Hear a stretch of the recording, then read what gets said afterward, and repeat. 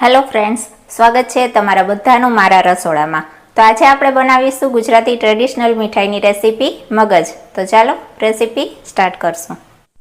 મગજ બનાવવા માટે આપણે ડ્રાયફ્રૂટ્સ લીધા છે, ખાંડનો પાવડર બુરું ખાંડ લીધી છે અને ચણાનો લોટ, કરકરો ચણાનો લોટ લેવામાં આવે છે મગજ બનાવવા માટે।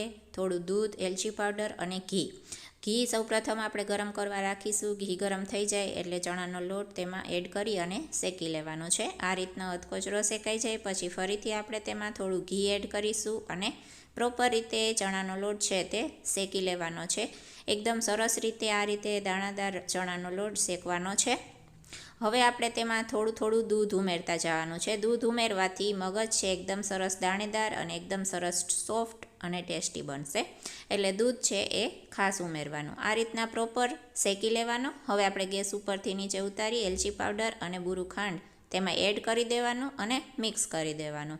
આ રીતે પ્રોપર ખાંડ છે તે ફટાફટ મિક્સ થઈ જશે। મગજ બનીને તૈયાર છે। પ્લેટમાં તેને પાથરી લેશું, સેટ કરી દેશું, ઉપરથી બદામની કતરણ એડ કરીશું અને સેટ કરવા રાખી દેશું। પછી આપણે તેના પીસ પાડી લેશું આ રીતે। તો એકદમ સરસ આપણી ટ્રેડિશનલ મીઠાઈ મગજ બનીને તૈયાર છે। તેને આપણે લાડુ ફોર્મમાં પણ બનાવી શકીએ છીએ। તો બસ તમે પણ આ રેસીપી ચોક્કસથી ટ્રાય કરજો। ધન્યવાદ।